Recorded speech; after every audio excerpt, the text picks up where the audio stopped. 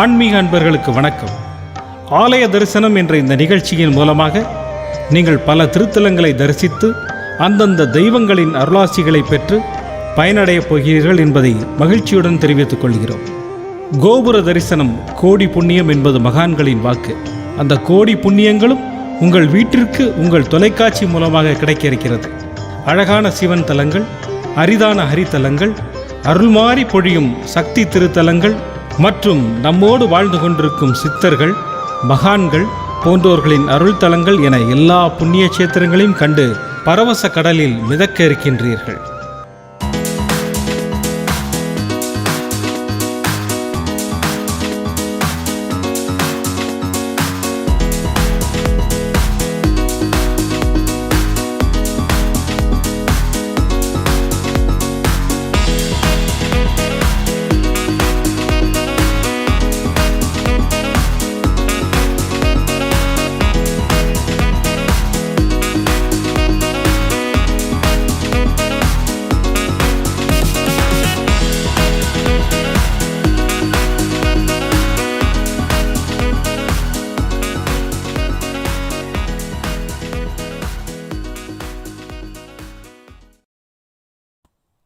திருச்சோற்றுத்துறை ஓதவனேஸ்வரர் கோவில்.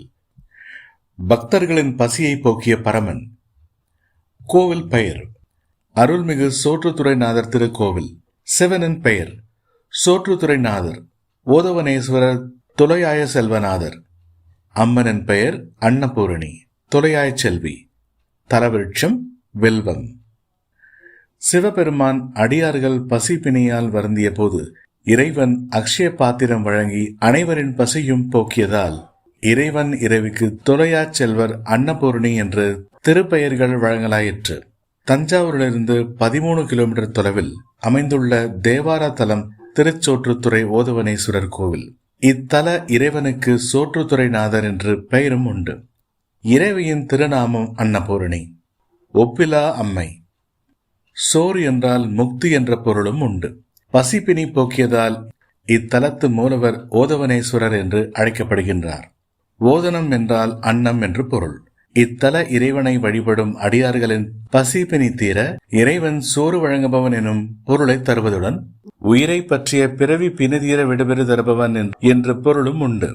அம்பிகையை மனதார வழங்கிவிட்டால் வறுமையும் பிணியும் விலகிவிடும். திருவையாறை தலைமை தலமாக கொண்டு வழங்கும் சப்தஸ்தான தலங்களில் இத்தலம் 3வது தலமாகும். ஒருமுறை திருச்சோற்றுத்துறை பகுதியில் பஞ்சம் ஏற்பட்டு மக்கள் பசியால் வாடினர். இத்தலத்தில் வசித்து வந்த அருளாளர் என்ற சிவபக்தரும் பஞ்ச காலத்தில் பசியால் அவதிப்பட்டார்.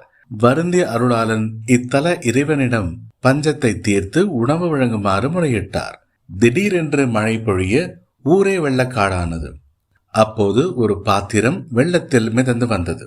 இதை பார்த்த அருளாளர் அதை கையில் எடுக்க, இறைவன் அருளாலா, இது அள்ள அள்ள குறையாத அட்சய பாத்திரம், இது வைத்து அனைவருக்கும் சோறு போடு என்று அசரியாக குரல் கொடுத்து அருள் செய்தார் அருளாளன். இந்த பாத்திரத்தை கையில் வைத்தபடி ஊராருக்கு சோறும் நெய்யும் குழம்பமாக போட்டு அவர்களின் பசி தீர்த்தார். அள்ள அள்ள குறையாமல் அன்னம் வழங்கிய சிவபெருமானுக்கு துளையா செல்வர் என்று பெயரும் உண்டு. இத்தலம் காசிக்கு அடுத்தபடியாக அட்சய பாத்திரம் கொடுத்த தலமாகும். இறைவன் அருளால் மக்களின் பசியை போக்கிய அருளாளருக்கும் அவர் மனைவிக்கும் இத்தலத்தில் கருவறை அர்த்த மண்டபத்திற்கு வெளியே சிலை உள்ளது. சப்தஸ்தான விழாவில் ஏழர் வலம் வரும் அடியார்களுக்கு இங்கு அன்னதானம் நடைபெறுகிறது. கோவில் சிறப்பு 1000 முதல் 2000 வருடங்களுக்கு முன் பழமையானது. இங்கு சிவன் சுயம்பு மூர்த்தியாக அருள் பாலிக்கிறார். உள்ளே நுழைந்ததும் பெரிய பிரகாரம். அதன் தென்கிழக்கு பகுதியில் தனி கோயிலாக அம்பாள் சன்னதி கிழக்கு பார்த்துள்ளது. மூலஸ்தானத்தில் நின்ற கோலத்தில் ஒப்பிலாம்பிகை. இவருக்கு அன்னபூரணி என்ற பெயரும் உண்டு. அள்ள அள்ள குறையாமல் வழங்கிய சிவனுக்கு தொலையாய் செல்வர் என்றும், அவருக்குள் பாதியாக அருள் புரியும் அம்மைக்கு அன்னபூரணி என்றும் திருநாமங்கள். அம்மையை உளமாற உருகி வழிபட்டால் வறுமையும் பிணையும் விலகிவிடும். கௌதமர் வழிபட்ட காட்சியை விளக்கும் சிற்பம். அதிகார நந்தியை வழங்கிவிட்டு உள்ளே நுழைந்தால் மகாமண்டபம்.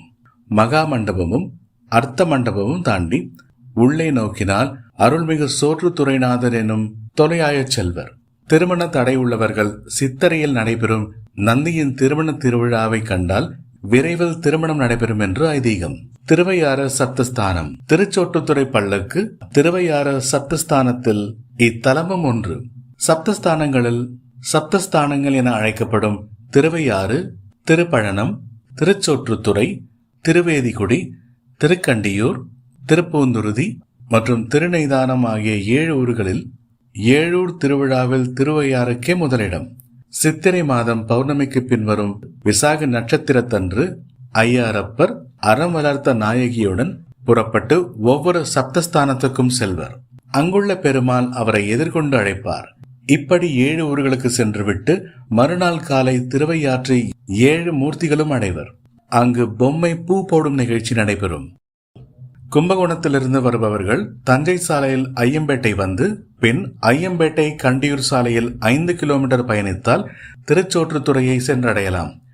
தஞ்சை மற்றும் திருவையாறு வழியாக வருபவர்கள் தஞ்சாவூர் திருவையாறு சாலையில் உள்ள திருக்கண்டியூரை அடைந்து பின் கண்டியூர் ஐயம்பேட்டை சாலையில் 5 கிலோமீட்டர் பயணித்தால் திருச்சோற்றுத்துறையை சென்றடையலாம். கோவில் திறக்கும் நேரம் காலை 7 மணி முதல் 12 மணி வரை, மாலை 4:30 மணி முதல் இரவு 8:30 மணி வரை திறந்திருக்கும். தென்னாடுடைய சிவனே போற்றி, என் நாட்டவருக்கும் இறைவா போற்றி. நன்றி, வணக்கம்.